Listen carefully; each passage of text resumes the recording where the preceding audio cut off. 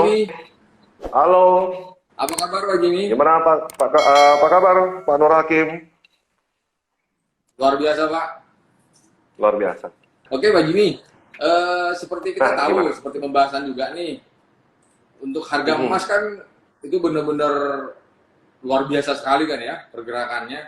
Iya benar benar benar benar benar. Sudah pecah ke level 2000 kalau nggak salah itu 2000 kan. Iya benar benar benar. Oke, sebelumnya sebelum kita membahas mengenai pergerakan emas selanjutnya, ke level berapa selanjutnya, pergerakan seperti itu, kalau saya boleh tahu nih, mungkin Pak Jimmy bisa bercerita mengenai background Pak Jimmy, mengenal di dunia trading seperti apa, sudah berapa Kalau lama? saya berkecimpung di futures ini udah dari tahun 2002 ya. Oh, 2002 lumayan. ada Betul. break lah, ada break beberapa 3 tahun. Habis itu Hmm. kemudian tahun 2007 lanjut lagi sampai hari ini. Hmm. Nah, seperti ini. Jadi Sudah kalau cukup namanya lama. trading itu, ya Hmm. cukup lama, tapi masih juga tetap masih belajar, Pak Narakin. Masih tetap Ya, ya, belajar, itu teknikalnya seperti apa, fundamentalnya seperti apa, ya. yang namanya belajar nggak habis-habisnya ya, Betul, Pak. Betul, betul, betul. nggak Ya. habis-habisnya gitu. Hmm, Oke. betul, betul. Oke. Ya sejauh ini, inilah pengalaman saya di futures Hmm. ini, Hmm. seperti itulah kira-kira, Pak Narakin. Oke. Berarti Oke. Pak Jimmy tahulah untuk pergerakan emas, ya kan, historinya seperti apa, seperti itu kan? Iya, benar. Ya. Oke. Mungkin Pak Jimmy bisa ceritakan begitu melihat pergerakan emas saat ini. Berarti kan biasanya kalau pergerakan emas itu kan atau grafik itu kan biasanya historic chart ya Pak ya, pengerangan sejarah kan Iya, seperti itu. Karena benar. kalau saya pernah amati juga di tahun 2011 kan pernah mencapai ke level 1920-an seperti itu. Sekarang lebih ke Eh, level 2000-an. 2008 1000 kosong sekian ya Pak ya, kalau nggak salah. Betul, betul. Ya, Benar, ya. Oke, ya, jadi kalau berdasarkan pengalaman saya, Pak, ini gini, ya, saya trading pertama kali di gold itu zaman-zaman itu masih dikenal itu namanya Local London itu, Local London Gold gitu. oh, oke, ya, Ya, oke, ya, jadi pada saat itu saya trading itu di harga emas masih sekitar 400-an, 500-an US dollar per Mm, troy ounce lah. Kemudian harga mulai up dikarenakan subprime mortgage tahun 2008 yang terjadi di Amerika, ya kan, krisis ekonomi global. ya, Kemudian harga up mencapai 1030-an, kemudian terjadi lagi resesi di Amerika ya dikarenakan subprime mortgage tersebut. ya, Pemulihan recovery butuh waktu yang sekian tahun ya, sekian tahun yang dimana pada saat seperti itu di mana recovery itu masih belum ada titik terang dari US sendiri karena subprime mortgage yang terjadi tahun ya, 2008 itu terus menerus sehingga banyak bank sentral yang mengganti cara devisa mereka dari US dollar ke emas batangan nih, salah mm, satu China ya.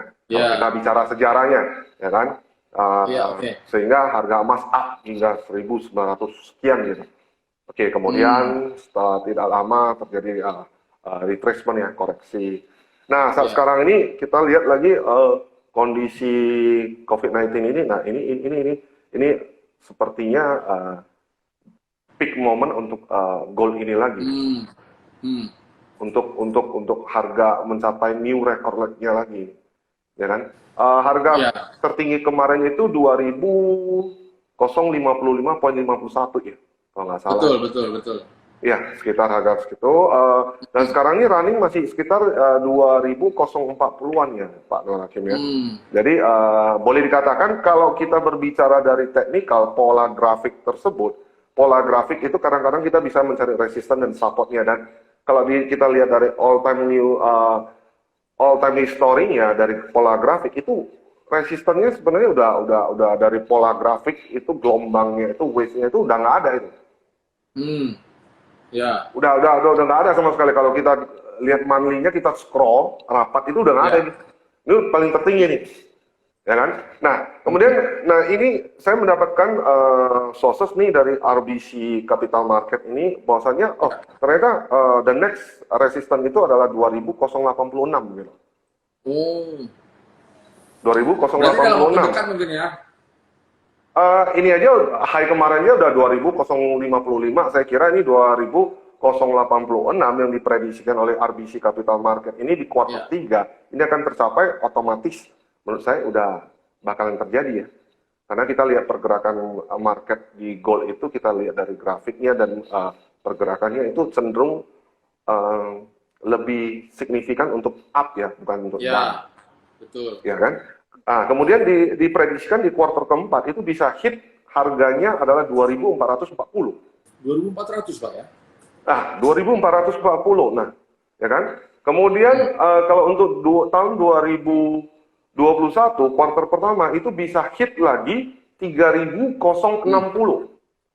Jadi kalau kita bahas dari resistennya, resisten pertama adalah 20.086, resisten kedua 2.259, resisten ketiga 2.440. Nah, kalau kita berbicara, kita bahas supportnya nih, Pak Nur Hakim. Support pertama menurut saya dari teknikal ya, yang saya lihat adalah 2002-an, sekitar itu. Support kedua itu 1982-an, itu mentok ya, gitu. Nah, itu dari segi teknikalnya yang saya dapat sources dari RBC Capital Market dan juga support 1-2 itu kita lihat dari pola grafiknya. Karena untuk mencari resistennya ini kalau dari pola grafik udah rada susah nih. Oke, berarti menurut prediksi Pak Jimmy kalau gold sih semakin bersinar ya Pak ya, akan coba naik terus dari segi teknikal. Oke, kalau untuk emas ke depannya, saya kira kalau secara fundamentalnya itu masih cukup untuk mendukung emas tetap untuk bullish ya Pak Nur Hakim. Karena kan gini, saat sekarang ini kita tahu stimulus untuk fiskal ini masih sedang dalam perbincangan. Ya, ya kan? Betul. Belum mencapai kesepakatan ya kan, tapi sudah ada mencapai titik terang sedikit lah. Tapi kan kita perlu kesepakatannya seperti apa nih? Yang harus dikeluarkan itu kalau nggak salah saya itu 2.500 miliar US dollar akan diberikan secara tunai, 500 US dollar akan dibantu untuk usaha kecil, dan 300 miliar US dollar untuk penangguhan pajak gitu. Jadi untuk mencoba untuk merangsang dulu, ya kan? Tetapi kalau kita bandingin dengan stimulus yang terjadi di tahun 2008, krisis keuangan global di Amerika yang terjadi resesi, itu nilainya cukup tinggi. Oke, nah dan ada satu kekhawatiran di market ini begini ya Pak Nur Hakim. Kebijakan stimulus fiskal ini bisa aja mencoba untuk menopang ekonomi di suatu negara, tapi untuk pemulihan tidak mungkin, hanya untuk menopang sementara waktu. Nah, yang dikhawatirkan adalah apakah stimulus ini sudah dikeluarkan akan terjadi inflasi.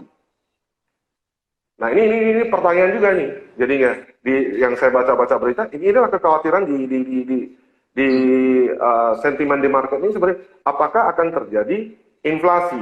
Pada saat terjadi inflasi, itu namanya jadinya stagflasi jadinya. Stagnasi dan inflasi.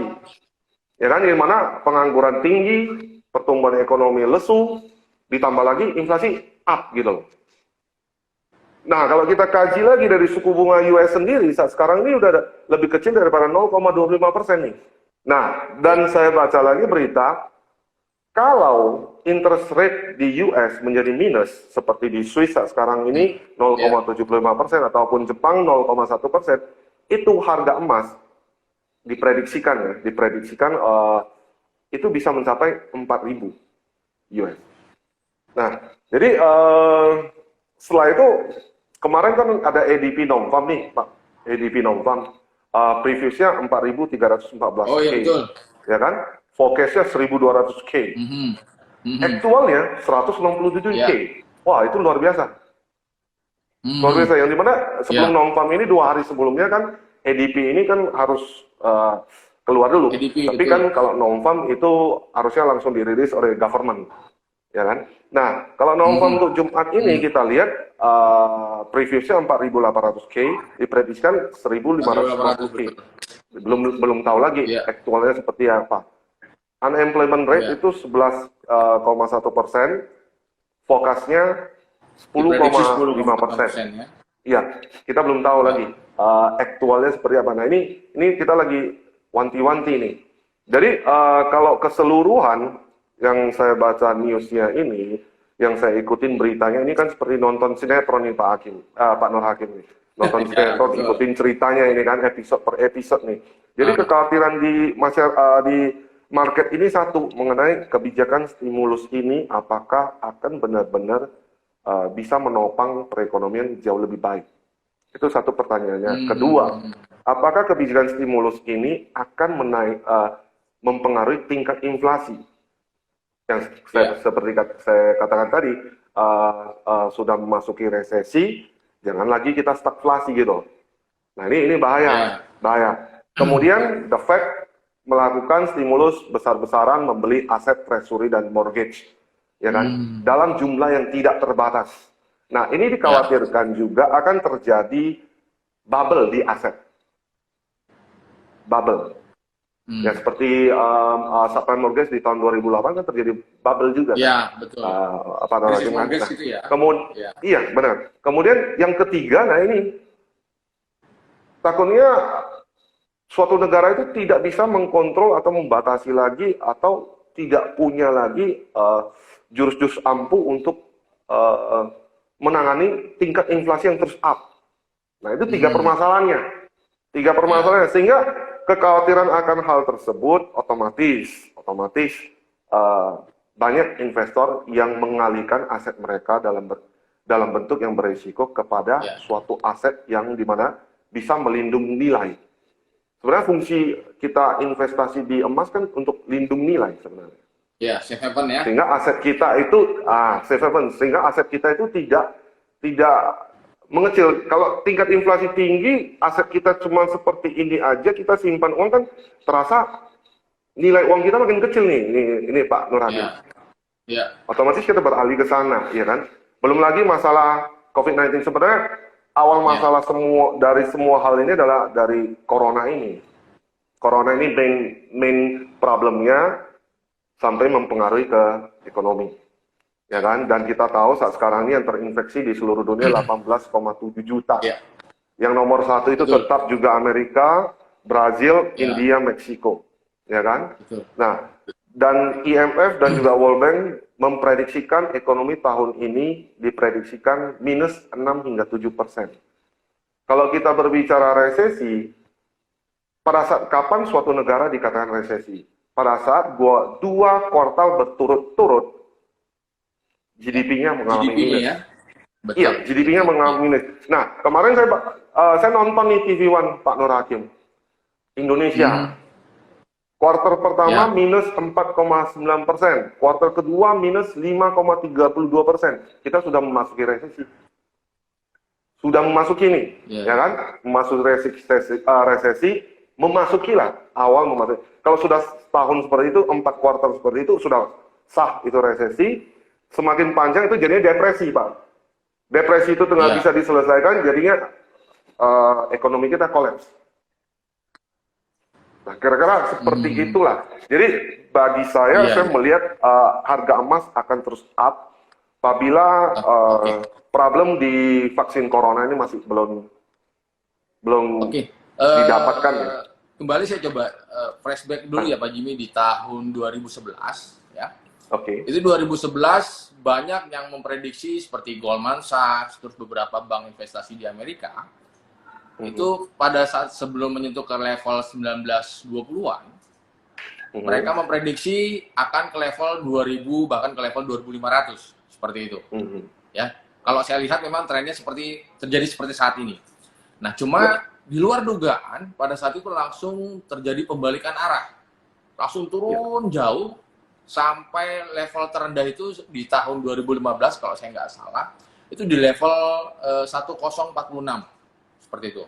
Nah, maksud saya gini Pak Jimmy, apakah hal ini bisa mempengaruhi pergerakan gold di saat ini? Karena khawatir terjadi adanya taking profit secara besar-besaran, dia pasti akan anjlok secara jauh seperti itu Pak Jimmy. Gimana Pak Jimmy? Kalau kalau menurut saya taking profit itu kemungkinannya ada dan makanya saya katakan tadi secara teknikal itu support pertama 2002 support ketiga 1982-an. Itu Hmm. saya kira 1982-an Ya. itu udah deep lah ya, udah deep banget tuh. Hmm. Dan maybe kalau ini kita berbicara, coba kita berspekulasi ya, Pak Nur Hakim. Ya. Kita Oke, coba oke. berspekulasi, ya kan? Dari sudut pandang saya, bisa aja ini terjadi aksi taking profit apabila kebijakan stimulus itu sudah disetujui oleh Kongres AS. Oke. Itu kan terjadi gelombang seperti itu. Ya, ya, ya. Sesaat. Betul. Tetapi akan dilihat lagi, mereka akan melihat lagi core CPI-nya seperti apa, core PPI-nya seperti apa, apakah seperti yang dikhawatirkan atau tidak. Ya. Tapi kalau core CPI-nya itu up terus, nah ini masalah jadinya. Ini jadinya masalah. Ya. Merangsang perekonomian yang hanya menopang tapi bukan memulihkan, ya kan? Kemudian tingkat inflasi up, sedangkan suku bunga udah lebih kecil dari 0,25%. Ini Ya. how come nih? Cara ngekatnya gimana? Kalau dia cut suku bunganya, Pak Nur Hakim, menurut saya efeknya, dia cut suku bunga menjadi 0 atau menjadi seperti Swiss atau di Jepang minus, otomatis gue jadi nasabah, gue WD dong. Iya. Gue WD, gue buy back emas dong. Iya. Seperti itu. Karena nggak mungkin kondisi saat sekarang ini kita ngambilin uang kita keluar itu untuk berusaha, untuk berbisnis. Kalau setahu saya, pengalaman saya, pada saat suatu negara ekonomi on peak itu inflasi mengikuti, ya kan? Inflasi mengikuti, cara nekannya suku bunga dinaikin supaya inflasinya turun, ya kan? Supaya inflasinya turun tuh, ya kan? Kemudian kalau inflasi terlalu tinggi, cut lagi suku bunga nih. Nah itu sih menurut sudut pandang saya gitu. Oke. Iya, betul. Memang kalau secara fundamental, secara teknikal, memang masih mendukung emas untuk bullish, memang seperti itu. Iya. Karena yang seperti tadi Pak Jimmy katakan, memang untuk masalah stimulus Amerika, terus masalah corona, seperti itu kan. Ini adalah salah satu faktor pendukung untuk penggerakan emas akan coba semakin dia bullish seperti itu. Iya, benar. Berarti kalau bisa dikatakan, di bulan ini pun masih bergerak di atas level 2000 mungkin ya Pak Jimmy ya? Bisa. Kemungkinan bisa, Pak. Terus kemudian satu lagi, Pak Nur Hakim, ini harga minyak juga lagi jadi perhatian semua orang nih. Kalau harga minyak terus tetap di harga 40-an terus, tidak ada penurunan atau malah terjadi kenaikan, itu masalah juga. Masalah juga jadinya. Iya. Jadi permasalahan juga, karena setiap produsen itu mereka kan harus menekan biaya produksi mereka. Kalau harga minyak terus up itu terjadi masalah juga. Nah, jadi kalau secara fundamental, Pak Nur Hakim, nggak ada sih yang mendukung untuk harga emas itu bearish. Turun ya? Tapi kalau untuk retracement, koreksi ada. Ada. Ya kan, mungkin saat stimulus itu sudah di ACC, sudah disetujui, sudah disepakati oleh Partai Demokrat dan Republik, itu bisa terjadi koreksi. Seperti berarti itu. Hold buy bagus ya Pak Jimmy ya? Menurut saya saat sekarang ini lebih bagus mengambil posisi buy sih. Jauhin aja posisi sell gitu. Iya. Jauhin ya posisi sell gitu. Nah, kalau mau buy-nya di harga berapa? Kalau bertanya opini saya mengatakan coba buy-nya di sekitar harga support. Support yang saya katakan tadi, support 1, support 2, 2002-an atau 1980-an gitu. Otomatis risiko kita kan lebih kecil nih, Pak Nur Hakim, ya kan? Iya, betul. Ya, risk kita lebih kecil gitu. Nah, betul. seperti itu. Tapi kalau memang kalau untuk long term sih tetap, menurut saya kalau vaksinnya masih belum ketemu tetap hold buy. Oke, kembali ke masalah mungkin baru kemarin kejadian yang mengenai ledakan di Lebanon, Pak Jimmy. Ya kan? Nah, menurut Pak Jimmy, apakah itu bisa mensupport atau mendukung untuk pergerakan emas ini bukan persepsi saya ya, tapi saya coba untuk mencari berita atas kejadian kemarin itu yang terjadi di Libanon tersebut. Ya. Masih belum ada yang menyatakan atau pernyataan dari siapapun bahwasannya harga emas up dikarenakan terjadinya ledakan di Libanon tersebut. Masih belum ada sih berita tersebut. Ya. Jadi saya belum bisa mengatakan bahwasannya itu ada pengaruh atau tidak. Tetapi kalau bertanya secara pribadi saya, menurut saya itu tidak ada sangkut pautnya sih. Masih belum gitu, masih belum. Oke. Masih belum sih. Berarti supportnya dari masalah seperti kita tahu, saya coba flashback dulu. Ini kan antara Amerika dengan Cina kan pertama diawali oleh perang dagang, ya kan? Iya, benar. Dilanjutkan sekarang yang masih hangat mengenai perebutan masalah Laut Cina Selatan, Pak Jimmy. Perebutan apa? Seperti itu. Jadi ya mungkin itu adalah salah satu faktor untuk yang di Cina Selatan itu, Pak. Laut Cina Selatan, Ya. US dengan Kalau menurut Pak Jimmy seperti apa, Pak?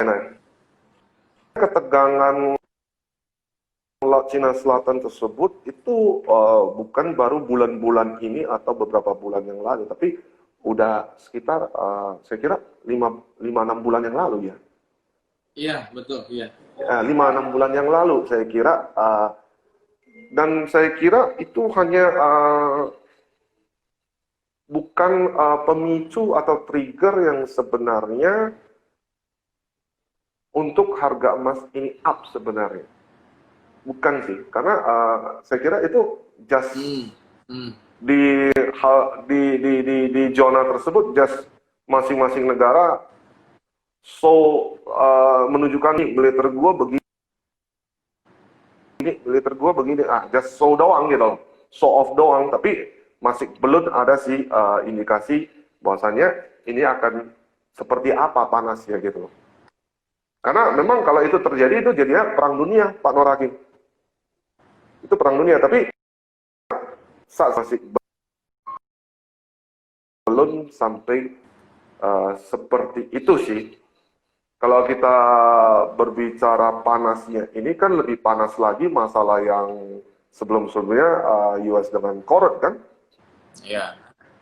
Iya kan? Nah, jadi saya kira tetap pandangan saya sih tetap ini permasalahannya untuk secara global ini si corona ini yang bermasalah buat kita. Seperti itu.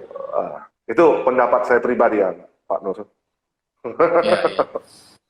Berarti memang kalau untuk saat ini bisa dikatakan bisa buka buat power closing ya sebenarnya ya. Untuk agar bisa invest di gold seperti itu ya Pak ya.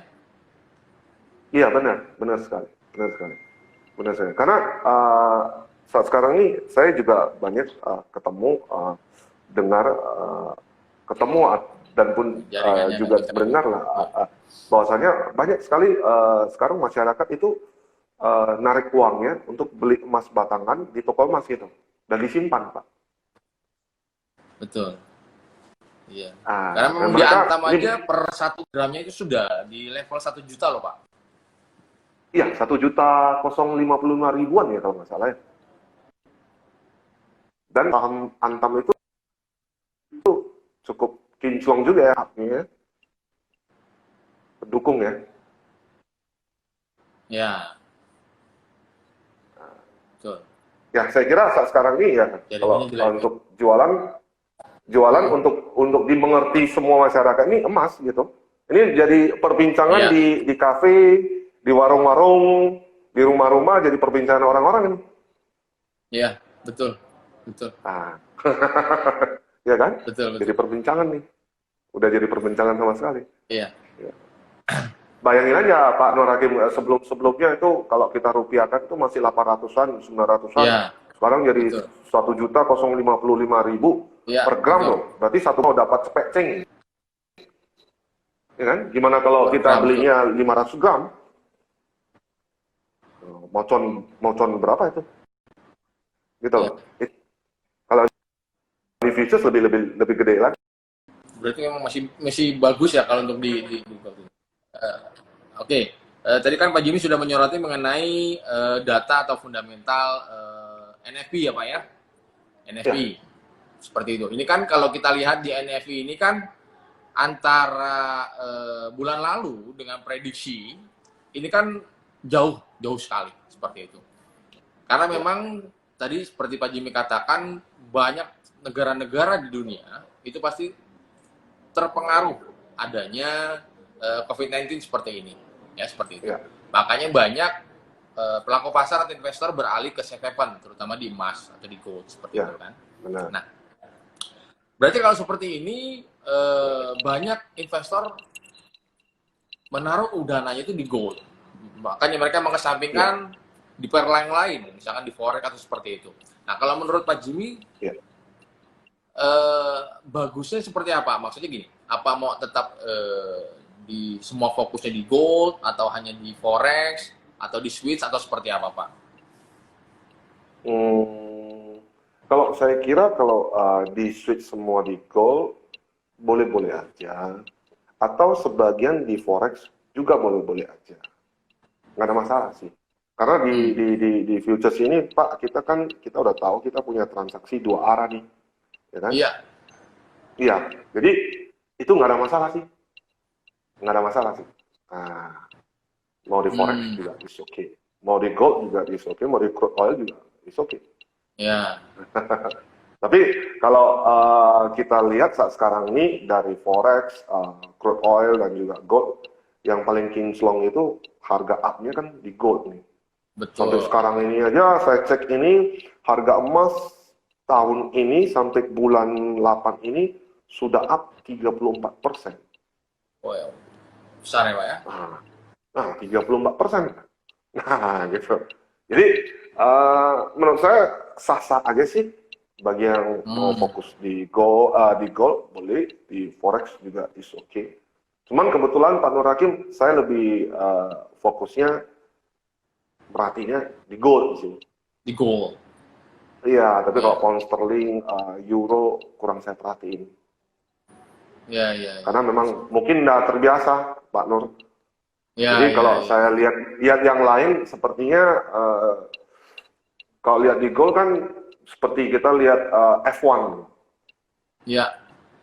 Tapi kalau tiba-tiba beralih ke forex atau gimana kan sepertinya lihat drag race gitu kurang enak sih.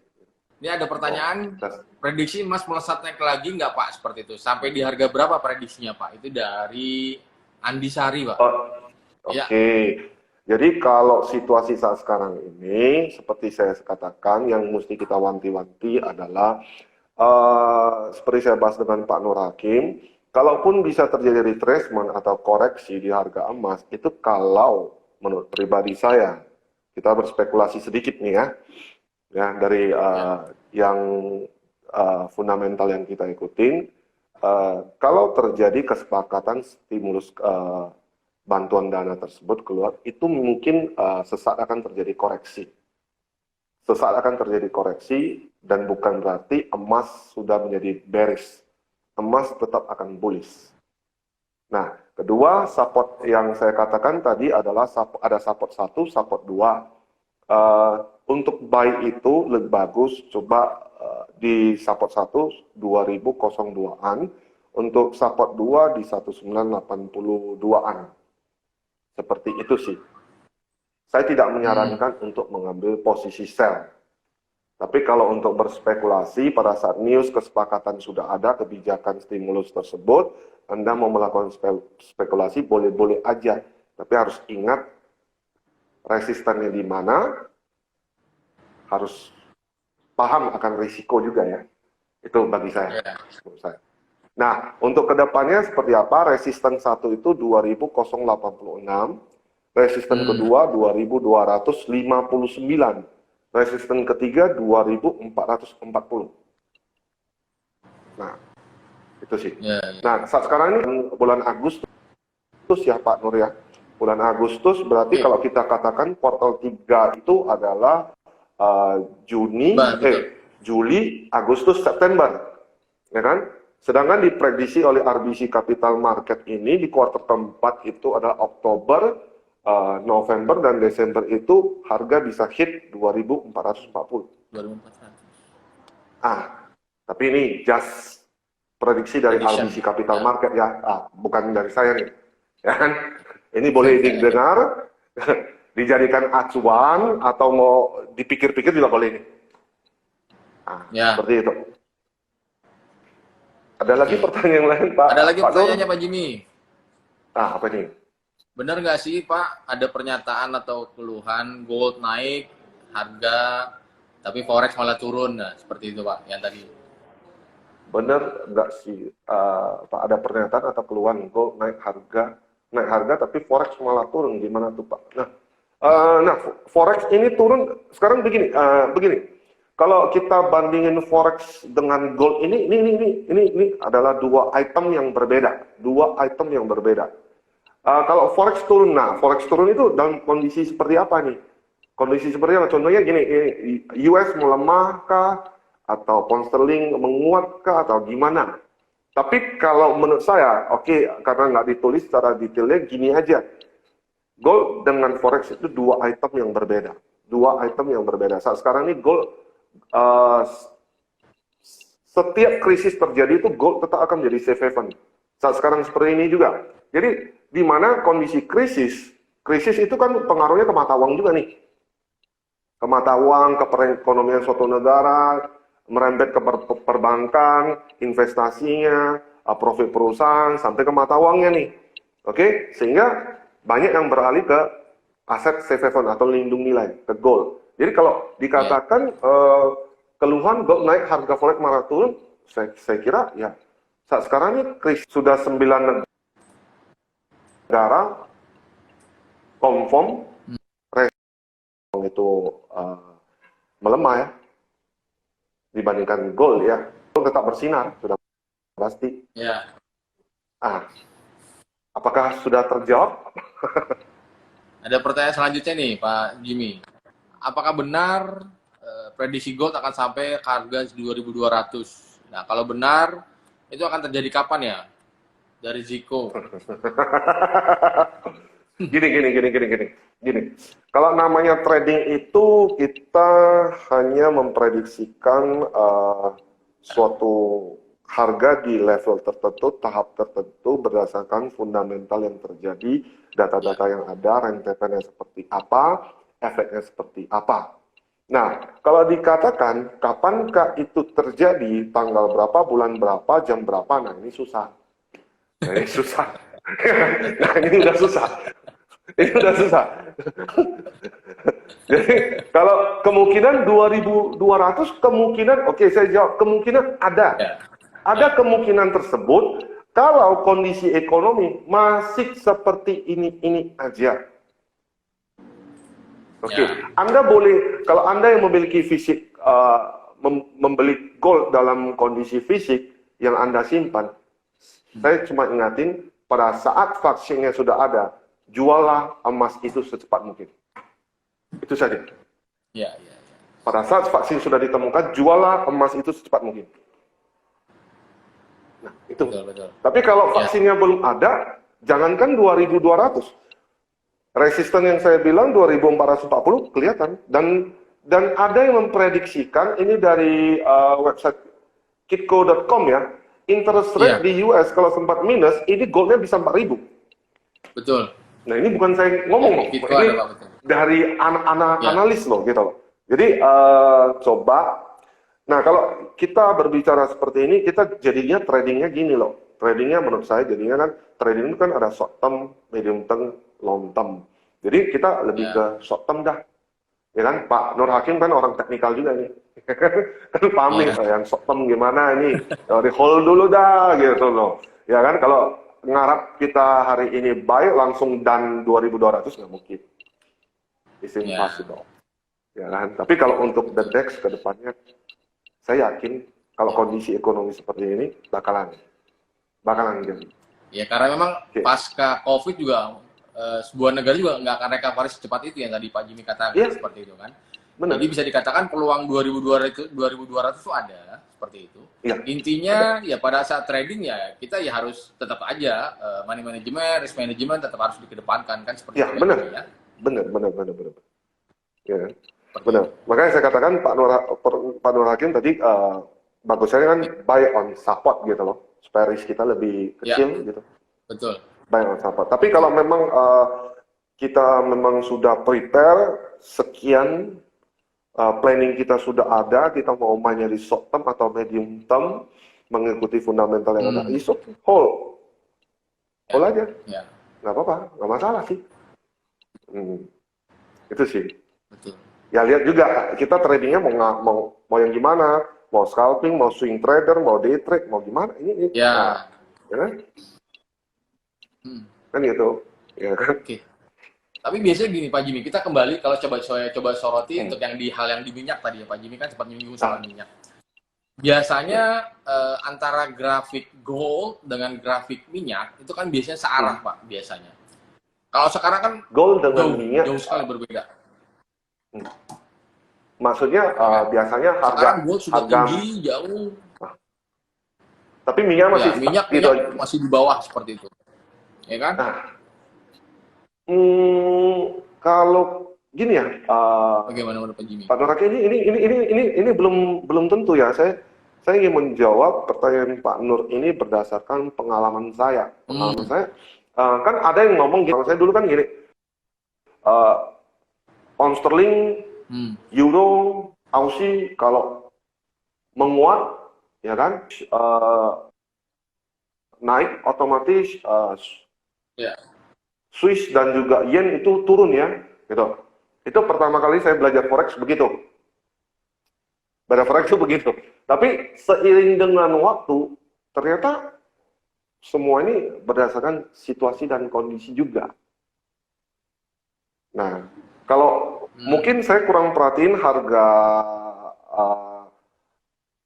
minyaknya, ya kan, stuck di sana aja, tapi sebelumnya sempat turun sampai 12 ya kalau nggak salah Pak Nur. Nah, 12-an ya. Kemudian up lagi sekarang stuck di 40-an seperti itu. 40-an. Jadi menurut saya tidak setiap saat harga emas up, harga crude oil juga up. Enggak juga sih. Apalagi saat sekarang ini kan kita negara itu pertumbuhan ekonominya lesu, GDP-nya minus, ya kan? Ada yang sudah memasuki resesi dikarenakan wabah penyakit nih. Ya kan? Dikarenakan wabah nih. Ya kan? Ya, bukan krisis global yang seperti karena perbankan kredit macet, subprime mortgage atau sebelumnya, bukan. Ini karena wabah. Dan di mana memang di Amerika sendiri saat sekarang ini ada beberapa negara bagiannya sudah coba untuk menutup kembali, lockdown kembali. Nah ini sih, jadi nggak bisa dikatakan bahwasanya harga crude oil up terus itu karena di kondisi seperti ini harus up juga, nggak bisa, karena nggak semua ekonomi berjalan dengan baik kan. Ya. Apalagi waktu sempat itu 12-an dolar itu kita tahu itu rata-rata negara mana pun tuh menerapkan lockdown gitu. Ya kan? Nah, menurut saya seperti itu, Pak Nur. Belum tentu benar ya. Iya. Belum tentu benar. Iya. Terus ada pertanyaan juga nih, Pak Jimmy, masih dari Andi Sari. Pak, GIC sama Trijaya itu sama ya? GIC dengan Trijaya itu sama ya. Nah, coba, ini kalau ini bagian Pak Nur nih. Coba Pak Nur dulu. GIC dan Trijaya. Coba Pak Nur dulu bantu. Oke, saya coba jawab ya dari pertanyaan ini ya. Saya coba jawab. Oke, antara GIC dengan Trijaya itu sama atau tidak seperti itu? Oke, saya coba jawab. Ya. Coba dibantu dulu Pak Nur. GIC ini saya coba flashback dulu, saya coba cerita dulu sebentar. GIC ini adalah sebuah platform ya, platform investment seperti itu. Ya. GIC ini adalah sebuah platform investment di mana GIC memberikan sarana untuk para trader, karena selama ini kan trader biasanya mengeluhkan mengenai besarnya biaya komisi, besarnya biaya INA, pada seperti itu kan. Nah, makanya GIC menjadi salah satu pionir untuk mencetuskan sebuah platform investment seperti itu. Nah, karena sebuah platform berarti harus menggandeng atau bekerja sama dengan perusahaan broker ya, seperti itu. Nah, untuk saat ini yang bekerja sama dengan kita yaitu PT Trijaya Pratama. Nanti Bapak atau Ibu bisa langsung search di Bapepti. Trijaya ini adalah pialang yang sudah mendapatkan izin dari Bapepti itu sejak tahun 2002 kalau saya tidak salah. Dan termasuk pialang yang teraktif di Indonesia dan termasuk pialang dengan 5 besar seperti itu.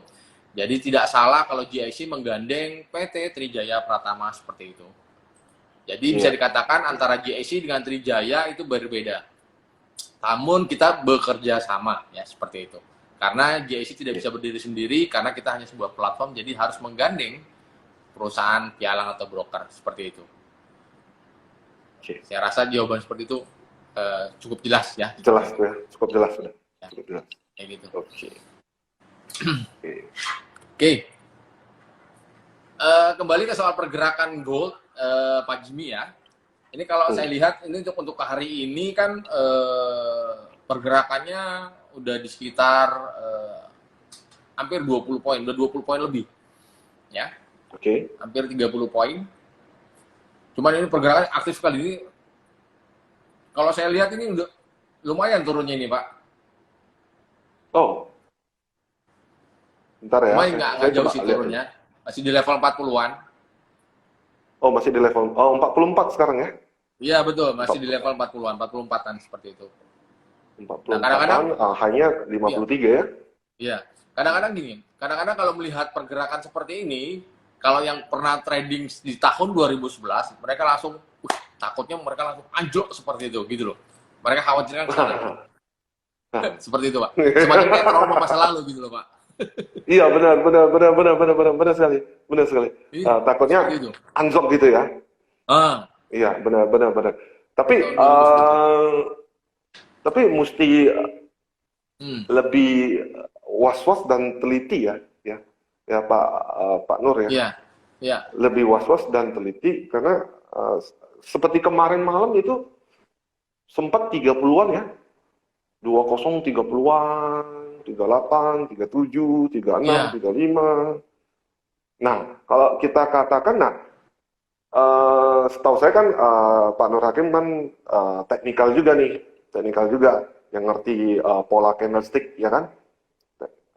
Jadi boleh dikatakan itu akan terjadi retracement atau enggaknya, coba dilihat dulu. Kalau bisa dipantau teknikalnya itu polanya udah confirm belum, ya kan? Kadang-kadang candlestick ini kan kalau kita lihat 4 jam ya mesti utuh 4 jam ya. Lihat daily ya mesti utuh dirinya. Ya nggak bisa sekarang nih lo lihat ekornya panjang di atas, kepala di bawah nih, ya kan? Oh, ini confirm. Nanti malam itu ekornya hilang, Pak Nur. Ya kan? Jadi mesti yang confirm dulu dah, gitu loh. Jadi karena saya pernah pengalaman seperti itu, Pak Nur. Ya kan? Harga turun, wah, ini ekornya panjang banget nih, ya kan? Gua sell dah, ya kan? Sell on high. Begitu US market open, wah gua dibanting. Harga break high gitu. Ya kan? Nah, ini harus perhatiin dulu confirm apa enggak nih gitu loh. Ya kan? Tapi memang sejak beberapa saat ini kita lihat ya, sebelum US market itu open, itu high low-nya aja udah cukup besar ya range-nya ya. $20, $25, $30, luar biasa. Market Asia, market Europe aja udah luar biasa pergerakannya. Ya. Oke, Pak Jimmy. Oke, tidak ada pertanyaan lagi. Saya ucapkan terima kasih atas prediksi analisanya Pak Jimmy serta ulasannya Pak Jimmy mengenai pergerakan gold. Dan mudah-mudahan menjadi bahan acuan untuk para trader. Jadi dia bisa mengambil action Yang penting adalah tetap seperti tadi kata Pak Jimmy katakan, harus bisa menganalisa atau memix antara analisa fundamental dan analisa teknikal, seperti itu Pak Jimmy ya. Ya, benar sekali. Oke. Thank you. Makasih. Thank you. Terima kasih Pak Jimmy. Oke, Selamat makasih. siang. Ya. Siang. Bye.